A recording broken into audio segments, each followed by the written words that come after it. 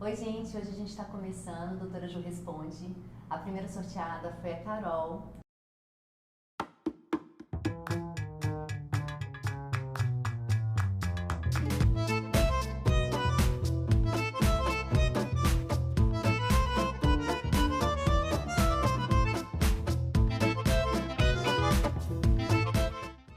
A Carol não é mãe ainda, mas ela já me segue há um tempo. Ela está seguindo um caminho lindo aí para poder depois ser uma educadora em sala de aula. E ela trouxe as 3 perguntas que ela gostaria de saber de mim. Na verdade, ajudando um pouco também as mães que ela conhece, né, as histórias que ela já conhece, tudo que ela já estudou. Então a gente vai começar hoje com a Carol. Obrigada. Vamos lá, Carol? Vamos lá. Então, a primeira pergunta que eu queria fazer é a respeito dos adolescentes nas drogas. Porque a gente ouve muito assim, como utilizar da disciplina positiva para que os nossos filhos não entrem no mundo das drogas. E foi o caminho em que muitas mães conseguiram seguir antes que eles entrassem. E o que você acha em relação a daqueles adolescentes que já estão nas drogas, como fazer essa reconexão com esses adolescentes, que as mães ficam muito perdidas porque já se perderam, já estão agressivos, o efeito da droga já no corpo já é muito, muito difícil para a mãe conseguir reconectar. Na verdade, assim, a primeira coisa que a gente precisa entender que não existe uma parentalidade que te garanta o não uso da droga. Sim. Ou tirar o seu filho da droga. Existem os caminhos que a gente considera caminhos de respeito e de conexão, que os estudos mostram que se esse adolescente experimenta uma droga, é mais difícil dele continuar no mundo da droga, ou experimentando até viciar. Existe essa possibilidade desse caminho respeitoso, desse caminho de conexão, fazer esse adolescente voltar para casa, né? O que eu posso te falar de toda a experiência que eu tenho? O autoritarismo é a forma de educar que mais afasta o adolescente da família, né? Então, o autoritarismo e a permissividade, mas mais o autoritarismo porque não tem aquela coisa de contar para o pai e a mãe o que está acontecendo. Então, se eu estou passando por uma situação difícil, eu não vou contar para o meu pai e para a minha mãe porque eu tenho medo deles. Sim. Então, como o autoritarismo gera muito essa desconexão e esse medo, você fica com o seu filho solto, né? Você fica com o seu filho sem te contar as coisas. Porque quando o adolescente começa nas drogas e vai engrenando nisso, se ele tem uma família que recebe, que acolhe, que não julga, que escuta, esse acolhimento faz com que ele repense, né? Ele vai procurar ajuda, então ele vai pedir: mãe, eu não estou passando por uma fase boa, eu preciso da sua ajuda, né? Sim. Eu preciso estar com você agora em casa em vez de sair com os meus amigos. Porque é bom que os pais saibam que é natural da adolescência esse caminho de ir para o social, de ir para os iguais, de procurar uma turma que encaixe naquilo que a gente, né, naquilo que eles acreditam.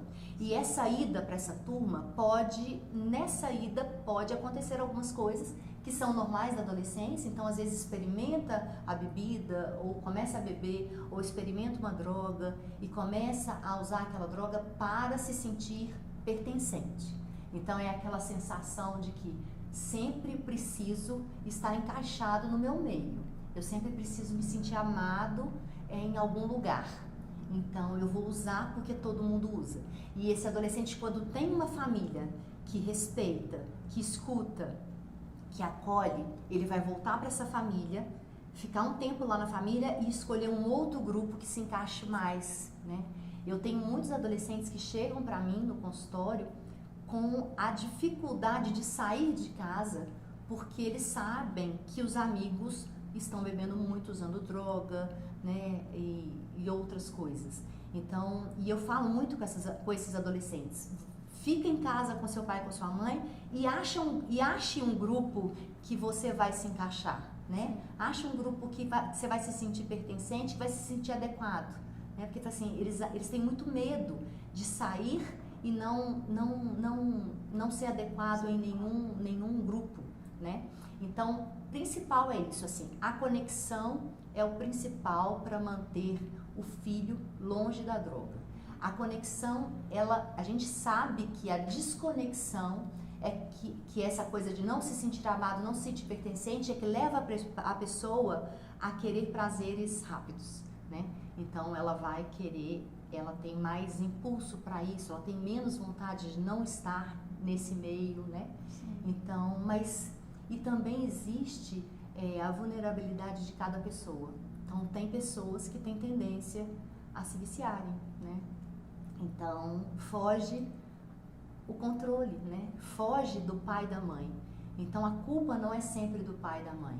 A culpa não é sempre da família. A culpa, na verdade, não existe culpado. Existe aí uma vulnerabilidade, uma possibilidade de se viciar, né? Tem um filme que eu sempre indico que chama The Beautiful Boy, que fala sobre isso muito lindamente. Que o pai tinha uma conexão maravilhosa com o filho e esse filho se torna um viciado. Então, existe o caminho que a gente sabe que pode dar mais certo, que é o da conexão. E a gente sabe que a permissividade e o autoritarismo geram desconexão. Então, por isso que eu estimulo tanto que esse seja o caminho. Depois que esse adolescente já está usando droga, o que a gente pode fazer?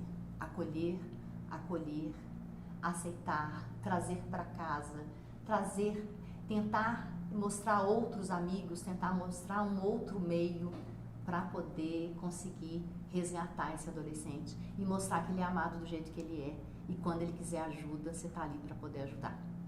Ótimo.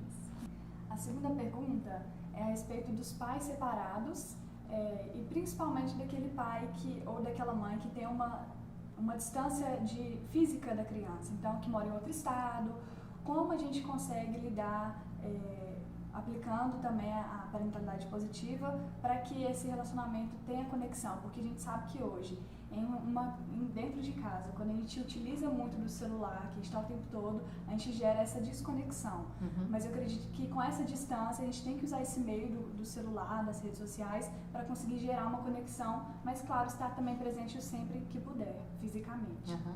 Com certeza, na verdade tudo tem os dois lados, né? Tem um lado Sim. bom e um lado ruim, mas tem um lado bom muito claro da tecnologia, da internet, de poder estar com quem for, mesmo longe. Sim. E aí os pais podem abusarem disso, né? Eles podem abusar disso. Então, o pai separado, por exemplo, da mãe, e às vezes tem guarda compartilhada, né? 7 dias na casa de um, 7 dias na casa de outro. Quando estiver longe, estiver na casa, por exemplo, o pai está na casa da mãe, né? As crianças estão na casa da mãe, o pai manter contato com essas crianças todo dia, saber como foi a escola, né? Para a criança ter aquela sensação de família ainda, a mãe é a mesma coisa. Eu sei que é muito difícil, né? Os pais separados falam isso, as mães separadas falam isso. Doutora Ju, isso é sonho, né? Mas eu acho que a gente precisa ir atrás do sonho, né? Do bom relacionamento, mesmo depois que não está vivendo junto mais, pelos filhos. Eu acho que os filhos têm que ser prioridade nisso. E então é muito bom a internet para isso. Os pais que têm que morar longe, mais ainda, porque o que eu sinto é que quando o pai tem que trabalhar fora, por exemplo, e às vezes até em outro país, o pai meio que desliga da família, né? Desliga dos filhos. E só quando encontra que vai saber da rotina. Então é muito importante que também participe de todos os dias, né? Perguntar o que está acontecendo, aonde o filho foi. O filho foi ao médico, e o que está acontecendo? Então a criança se sente bem, ela se sente amada. Sim. Porque a gente tem essa facilidade, assim, o pai está longe, mas ele está preocupado comigo, né? Minha mãe não está aqui essa semana, mas ela está preocupada se eu estou fazendo para casa, se eu estou indo para a escola bem, se eu estou indo dormir no horário que está lá na rotina, se eu estou escovando os dentes todo dia, né? Não pode virar um controle com o outro, é a coisa realmente de conexão. Sim. É de estar conectado, de estar participando do dia dos filhos, né? Do dia a dia dos filhos, que é super importante e que faz com certeza eles se sentirem amados. Não precisa ser todos os dias, mas pelo menos assim, o ideal seria o máximo possível, né? Quanto ao tempo, né, a gente não coloca esse tempo que está ali conversando com o pai, contando sobre o dia, como o tempo de uso de tela. Aí a gente tira, né, porque isso acontece, às vezes as dúvidas aparecem e as mães falam assim, mas aquilo ali conta como tempo de tela. Ficou 30 minutos conversando com o pai? Não! Isso é conexão, é mais que necessário, então não conta como tempo de tela. Ótimo.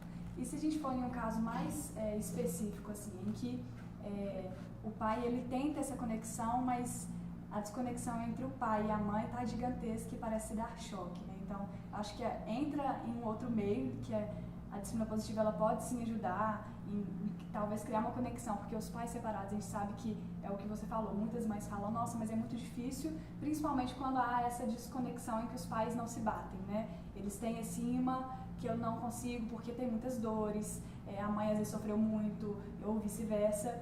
E qual que seria o caminho? Eu não sei se teria uma resposta para isso, né? Na verdade, Carol, assim, eu acredito que para a gente conseguir fazer qualquer coisa bem, a gente tem que cuidar das nossas dores, né?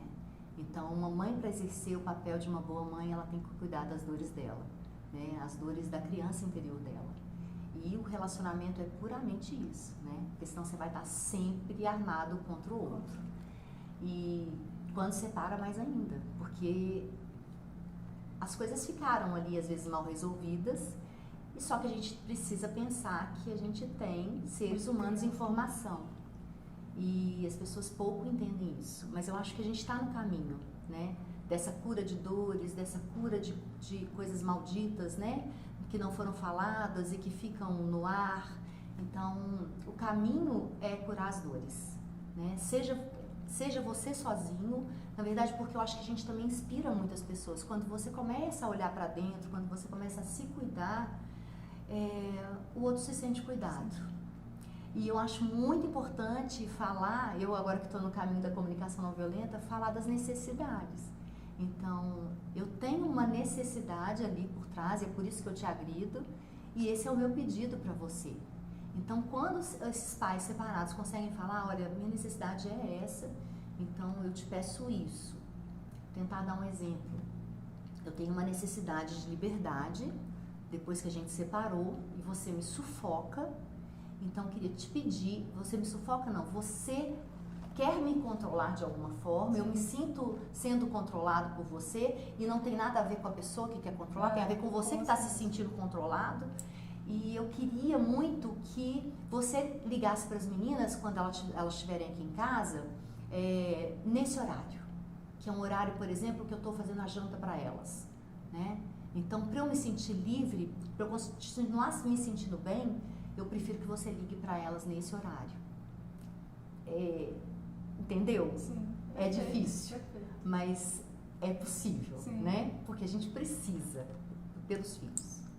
Por nós também, né? Sim. Mas pelos filhos muito. E quando a gente consegue fazer isso, falar para a pessoa da nossa necessidade, falar por que a gente está sentindo isso, qual é a minha necessidade, o que eu te peço, é tão bom porque a outra se abre o canal para outra pessoa fazer a mesma coisa. Normalmente você abre. Então as coisas ficam mais prazerosas, né? O relacionamento fica mais prazeroso. Sim, ótimo.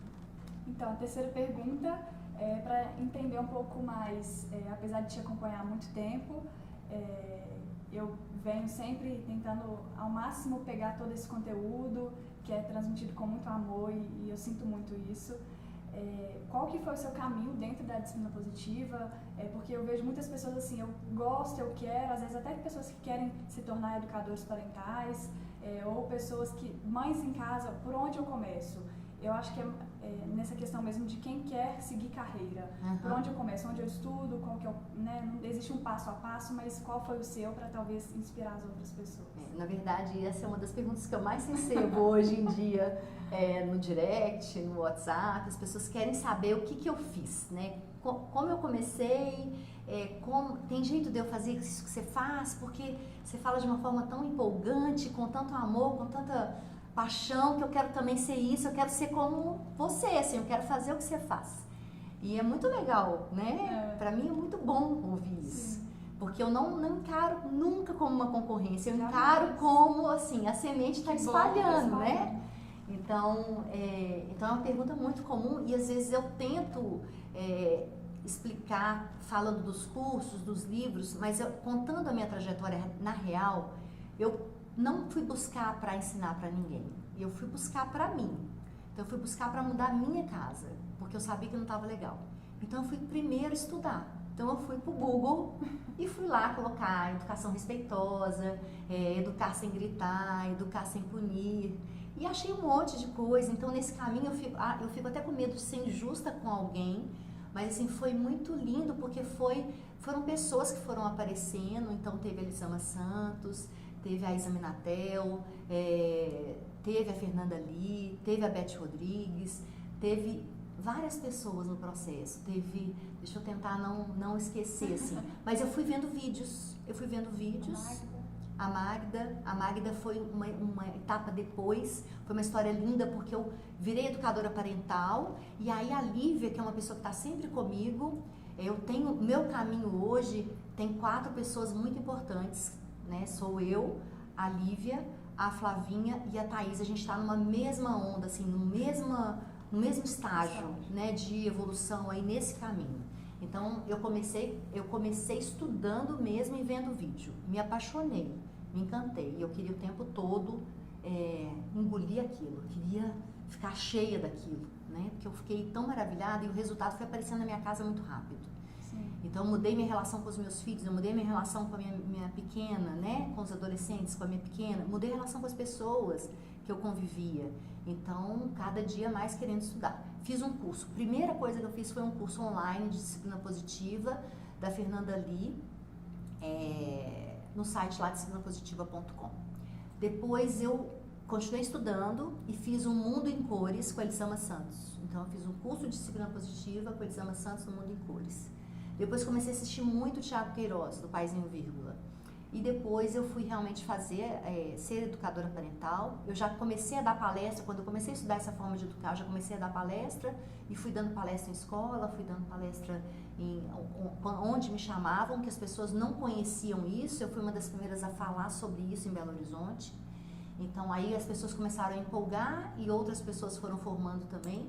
Aí eu me formei educadora parental, em disciplina positiva, aí conheci Magda depois, fiz a parentalidade positiva, agora estou acabando o curso de CNV, de comunicação não violenta, e aí fiz inteligência emocional, me tornei especialista emocional e não paro nunca, porque esse caminho é sem volta, porque a gente vai descobrindo um outro olhar para tudo e a gente vai se relacionando com as pessoas de uma forma completamente diferente, e é uma forma encantadora, porque eu começo a enxergar o outro com as necessidades dele, que é o que fala muito na disciplina positiva. Por trás de todo comportamento há uma necessidade. Então, quando eu entendo que o seu comportamento em relação a mim tem uma necessidade por trás, não tem como eu ficar te julgando, o julgamento sempre existe, mas não tem como eu ficar sempre armado contra você, porque eu sei que ali por trás tem uma necessidade, que a gente fala muito, uma necessidade de uma criança que mora dentro de você, né? Todos nós temos as nossas crianças interiores, que é a nossa emoção. Então, quando você fala comigo de uma forma que talvez não seja tão bacana, é porque a sua emoção está vindo à tona. Então, a gente percebe nesse caminho de formação para orientar outras mães, orientar cuidadores, é que a gente precisa também olhar para dentro. Eu não posso cuidar do fruto sem cuidar da árvore, né? O fruto são as crianças. Eu preciso cuidar da mãe. Eu preciso cuidar da história dessa mãe, desse pai. Eu preciso cuidar da criança que está lá dentro deles, para poder cuidar da criança que eles geraram e colocaram no mundo. Muito bom, eu agradeço.